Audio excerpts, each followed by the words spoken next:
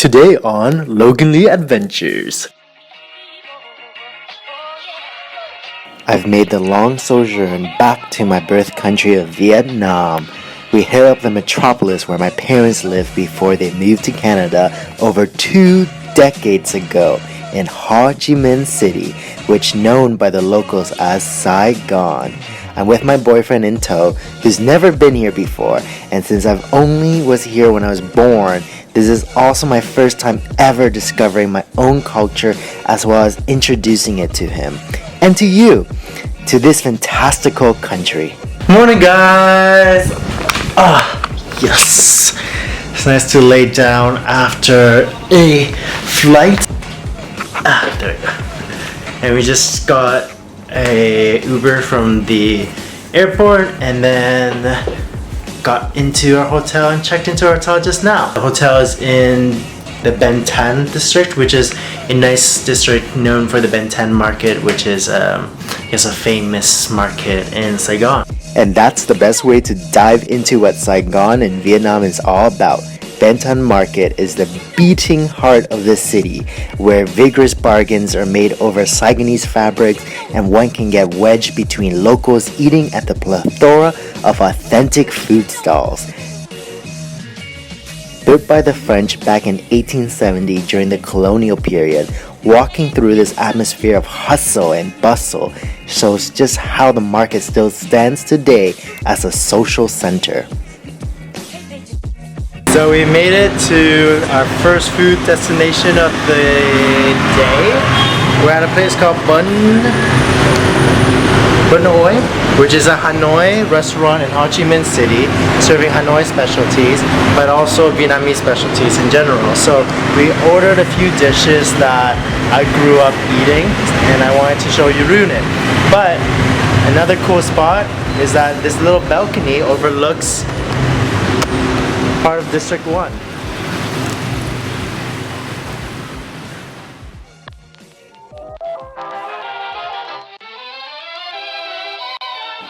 Eating is basically how I get to know a place. It's an essential component of traveling for me.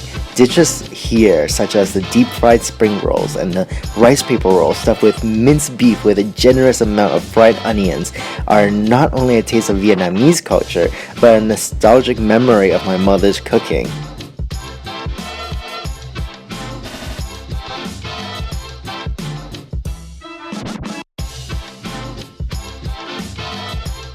So that's the Notre Dame Basilica. That's kind of a miniature replica of the one in France, and that was built by the French colonizers. And I'm just more like in awe of how green the city is.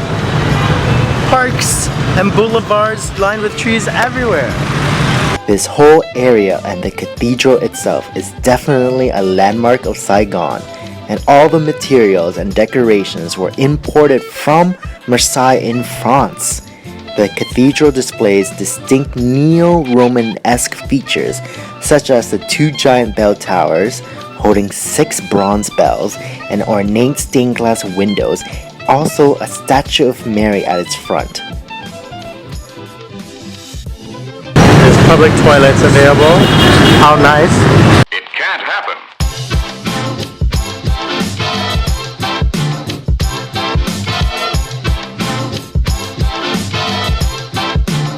This huge pedestrian walkway, so nice, and it's right in the smack middle center of the city as well. You see City Hall right behind me, all the way down there, with the statue of Ho Chi Minh, and this panda right here. I live in Holland, and in Holland there's a lot of bike lanes everywhere, and a lot of people use bikes and bicycles, but what I noticed in Saigon is that there's not many bike lanes at all. In a city that is dominated by motorbikes, proper walking space is rare. But NGUYEN Walking Street, a huge pedestrian area, is a great part of development in Saigon. In its own right, it has become a hub for socialization, and at night, people singing and dancing, and the whole pedestrian walking street just bursts into life. Really, life in Saigon happens here. We just saw this really cute coffee shop called Note Coffee, and now I understand why it's called Note Coffee. But look at how cute this cafe is. It's just, there's sticky notes everywhere.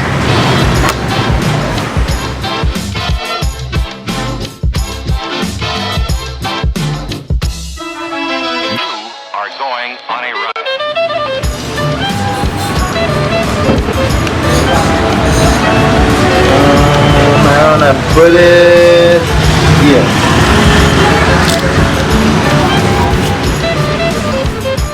This is a coconut latte. What did the grape say when it was crushed? It just let out a little wine, nothing. So cute. Look, it comes with a little note. Do yourself, everyone else is already taken. It's already a twat. Anyway, so this is the egg coffee. Cute. Can't wait for that. Oh, this is tasty. Right? And that means a lot because Yurun isn't a big fan of coconut flavored things. Oh, this is really good. And the fact that he likes that. Egg coffee, I wish it was actually eggy. Like the other place it was like eggy, like desserty. You know, you can drip. But this was, it's more like a latte. But the coconut latte here is, the flavors is like dancing in my tongue. Wow.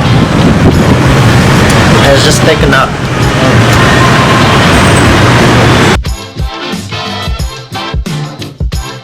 After our great coffee, we just walked down the street and we found this kind of like the shop that everybody from what it seems like from outside was eating pho, and we really want to get both pho, so we decided to pop down, and so I just ordered two pho dak biek, which just means that it's a special bowl of pho that has all the different type of meat in it, beef tenderloin, beef, and then you always get this plate to start off with, a plate of herbs, and then you just kind of like put the herbs out and then you throw it into your bowl once the bowl arrives. Also get bean sprouts, of course can't miss the lime.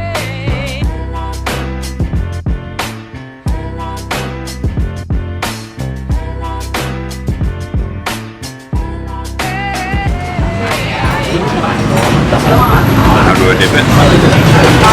So you dip it?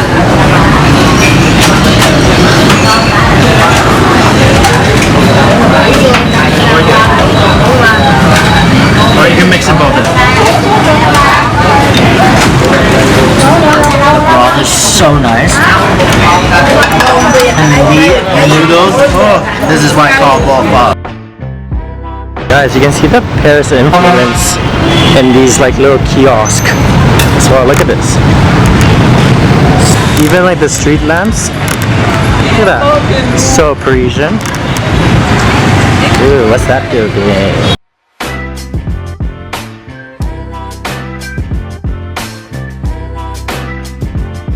Entering in to the post office. And look at this beautiful piece of architecture. This post office is still working. You can see people, buying the stamps here and then mailing it off with like little postcards. It's really cool. This here has a classic elements of Gothic, Renaissance, and French colonial design, and I must say, one of my favorite architectural spots in Saigon, with its hand-painted maps, original telephone booth, and airy interior. It's just huge. In one word, it's decadent, of era past.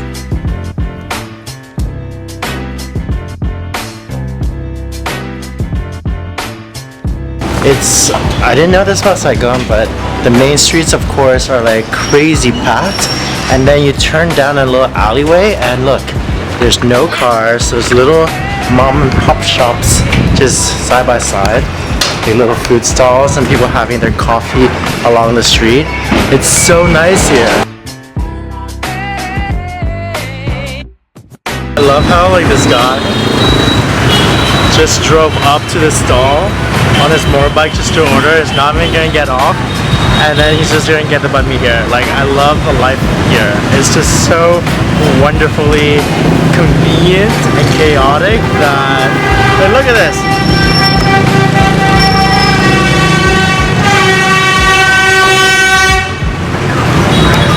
But again, these roadsides banh mi stalls that you can just drive up to and get like it to go, like takeaway. Barbecue pork. Look at these petty iguanas kept right above the banh mi stalls.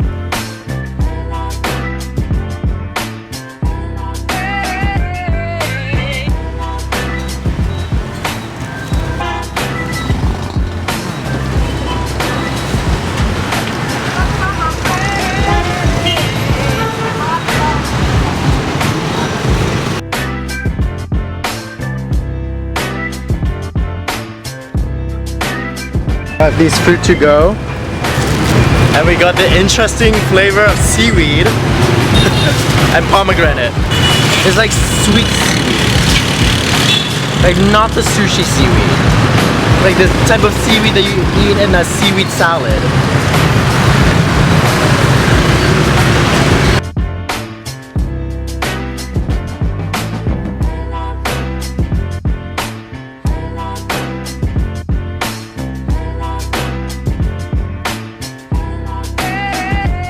We're at the Reunification Palace, which is in the middle of the city in District 1, and we're just seeing how everything is so well preserved since the 70s.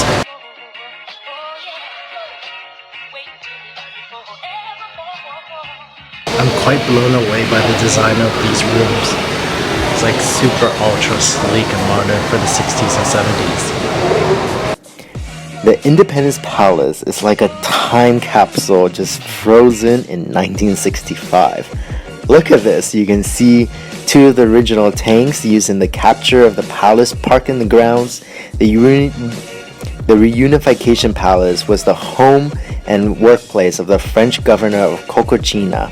It has lush gardens, secret rooms, antique furniture, and a command bunker. The War Command Room has original maps on its walls. Period telecommunication equipments are also on display.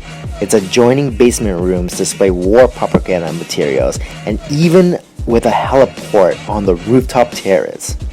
This was the old war bunker. This is so cool. So cool that you can be on the rooftop of the palace as well. Totally dig the 1960s Soviet vibe of this place, even though there's nothing Soviet about this place at all.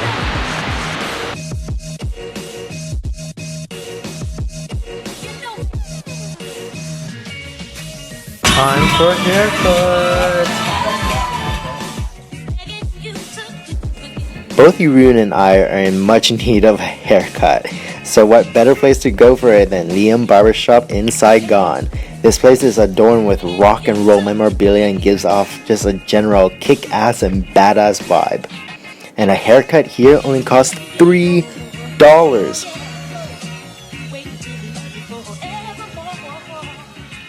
Look at his haircut. It's so nice.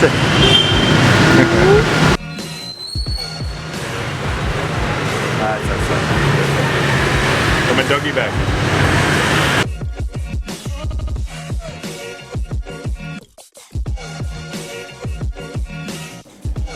Alright adventurers, give this video a like, leave us a comment, and if you haven't already subscribed, do it, because this is just the beginning of our Vietnam adventures, and I have so much to share with you of my birth country.